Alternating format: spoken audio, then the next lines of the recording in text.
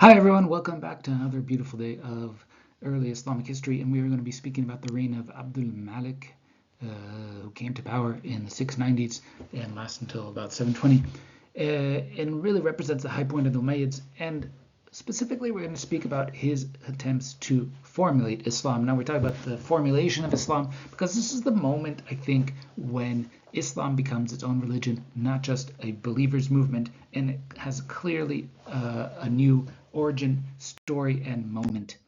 Now, if you remember, what we've been talking about so far is this: how does Abd al-Malik recreate legitimacy after the Second Civil War?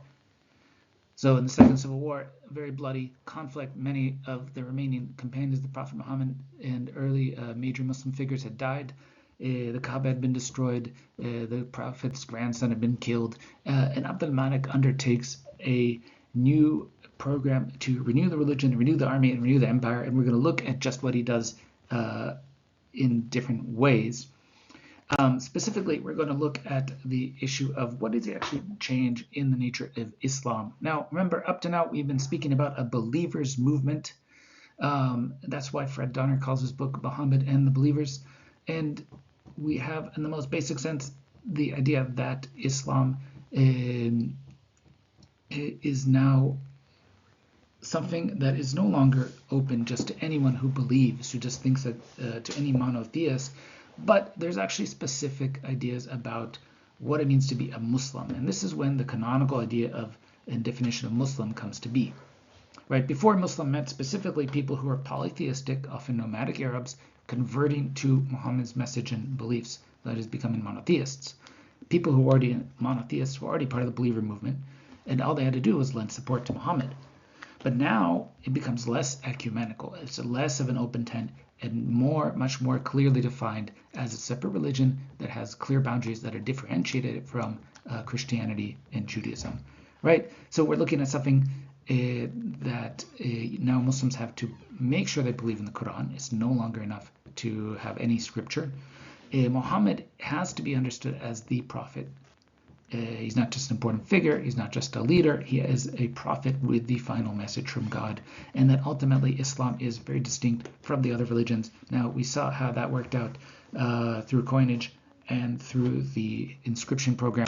So we saw that also in this idea of the double shahada, or the statement of faith. This is the most basic thing that people, that Muslim jurists often argue, makes one a Muslim. You have to believe these basic things. You have to say it out loud in public. And that is, La ilaha illallah, there is no God but God, wa Muhammad Rasulullah, and Muhammad is the apostle or the messenger of God. If you can say and believe these two things publicly, that means you're a Muslim. Shias, by the way, have a triple shahada, which adds an important part about Ali. But this is the basic idea. Now, this idea that these two things together, that there is no God but God, which was already there in the beginning, but that also Muhammad is the apostle of God, is an important new aspect of the statement of faith. Okay, so that double shahada is introduced in this period under Abd al-Malik and propagated, as we see, through different coins, right? So in some coins it says God is one, Lord of refuge is neither begets nor is begotten, right? So there's important emphasis on this, on these ideas about the oneness of God.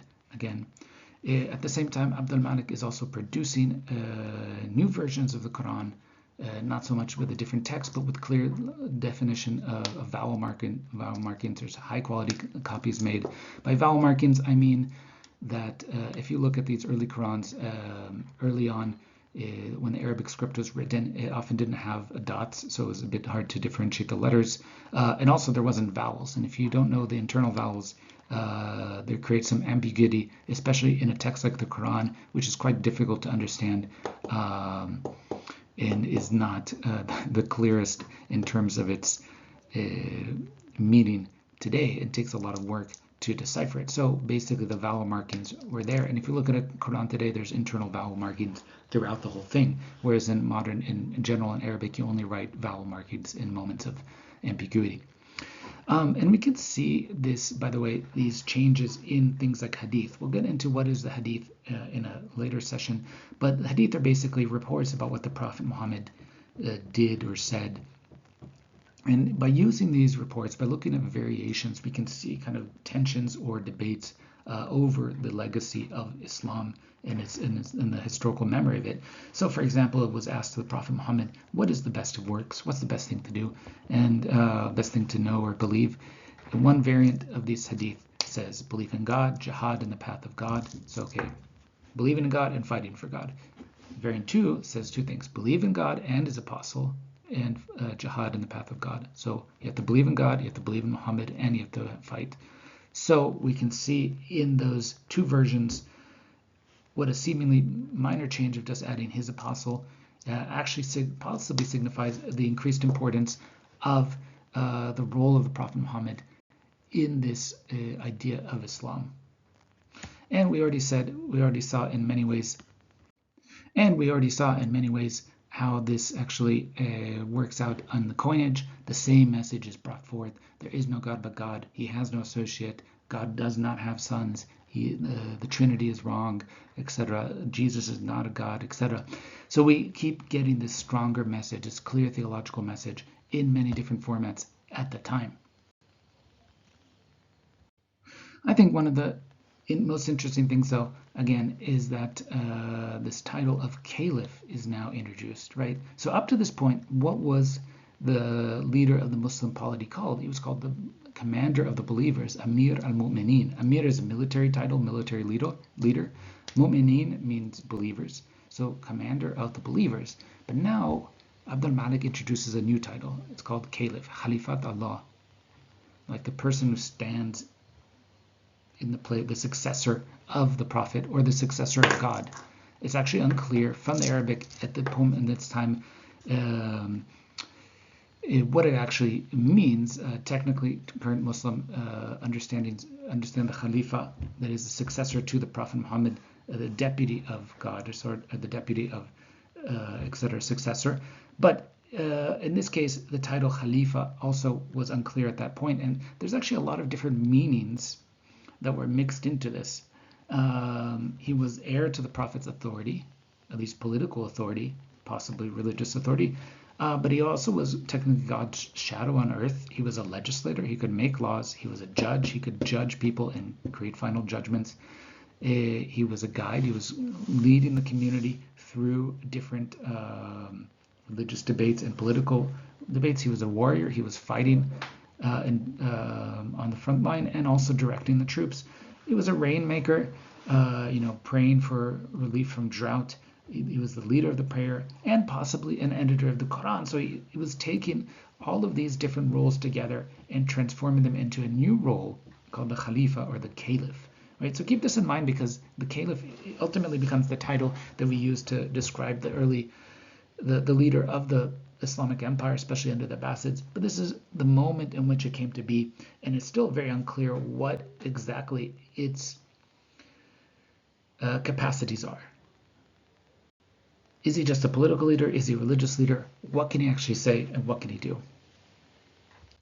So last but not least, in terms of the new emphasis, again, I don't mean to emphasize this too much, but there are clear anti-Trinitarian ideas and a clear separation between Islam and Christianity, Christianity being the religion of the majority of the population at that time. And what we see here is that we now have mosques that are separate spaces from churches, right? So before, there might have been a place like this Qatisma church that was used as both a church and a Muslim space of worship. Now you clearly have purposeful built mosques or churches transformed into mosques, and in there you have different structures, right? You have a Friday prayer, you have what's called a pulpit, a minbar, where the prayer leader will come up and give a sermon on Fridays, and that sermon is called a khutbah. And then you have specifically 5 daily prayers. This was already, people were already praying 5 times a day before, but now becomes kind of codified and a way to differentiate from Christianity. And there's an increased importance on refuting Christianity as a theology. Okay, so it's clearly by this point a different world in terms of the separation between Islam and Christianity, and that the ecumenicalism of the believer movement is going away quickly.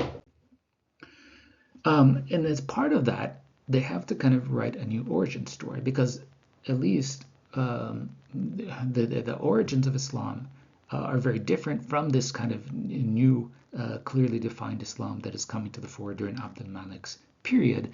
And so this is when people are also now finally collecting the stories and the words and the actions of the Prophet Muhammad. These are ultimately called hadith, and we'll get more into them in another session. This is also when the first biographies of the Prophet Muhammad are starting to be written. Abd al-Malik commissions the very first biography of the Prophet Muhammad, again, so that we know, or some Muslims would know what he did and happened, but also to kind of create an official version of his life and words, right? And then also to turn this event into the creation of what now is clearly a new and separate religion, rather than a believer movement. I do want to point out that kind of as a capstone to his ideas and developments is this Umayyad Mosque of Damascus. This was built by, actually, it started by Abd al-Malik, but it was built by his son Walid. And it was on the site of a basilica, which was itself built on the site of a Roman temple. So it was a very important place in Damascus. It's a gigantic mosque in Damascus, one that I have not been able to see myself, but again, a place that's purposefully built as a mosque. And it's interestingly, it creates a new decorative program that we'll talk about that is continued from that of the Dome of the Rock. We saw before how in the Dome of the Rock they took away any figurative images. They used mosaics and vegetal scroll patterns, and we see the same thing on these amazing mosaics that grace the walls of the Umayyad Mosque in Damascus. You can see the structure is actually very similar to basilica type structures at that time. But if you're to look at the actual mosaics, what's clear here is that you have paradise-like features, you have buildings, etc., but you don't have humans and you don't have animals. Now, those are made, but not for public consumption and not on the walls of mosques, at least. And it's also interesting to see this as a continuation. And in fact, they're continuing to use the same craftsmen, the same workmen to create these mosaics, which are coming from the Byzantine Empire, which technically they're enemies, right? Okay, so we've talked about how they reformed the religion, but what they also did, the Umayyads, and specifically under Abd al-Malik, is that they reformed the army. Now, reforming the army took, I don't want to get too complicated here, but what ends up happening is that the Syrian core becomes the troops of Syria and the people living in the garrison cities of Syria, which actually doesn't have garrison cities. They're actually living in the cities often. But these people become his kind of professional army, and he draws them to some degree from nomadic Arabs in Syria, but also others. This becomes the kind of core army of the Umayyads. They get special privileges, they get more pay, they become essentially the professional army, as opposed to the early Islamic armies, which were just nomads streaming out of Arabia on the lookout for booty and slaves, etc., in which every Muslim was participating. Now you have a clear professional army which has more privileges than these just normal Muslim soldiers out in the garrison cities. And similarly, they're actually de-emphasizing the nomadic soldiers, right?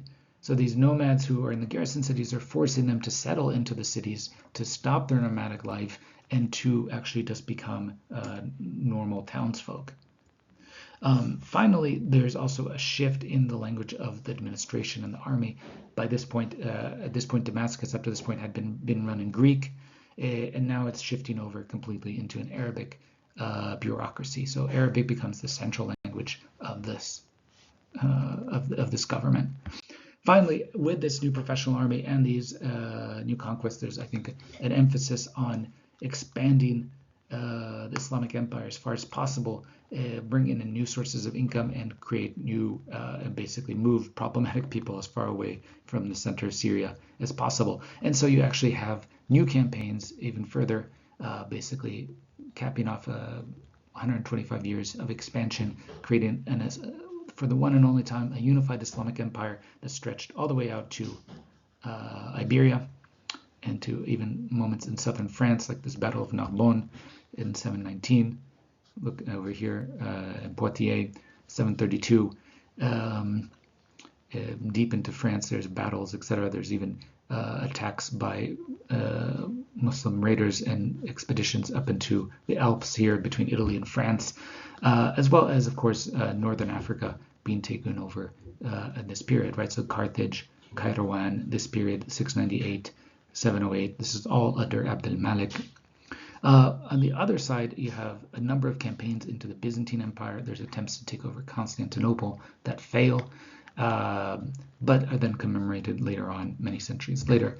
And finally, in the 710s, you have attacks on Central Asia, basically this area of Samarkand, Bukhara, and ultimately into what's today China. This is the first time that the Chinese are actively fighting with the Arab troops, and the Chinese start recording their impressions of who are these new people, the Arabs, and what is their beliefs. So keep these in mind. These are the three new transformations that were being pushed out by the Umayyads and under Abd al-Malik to recreate legitimacy and to develop a new form of Islam and empire. And we'll get a bit more into it in the next lesson.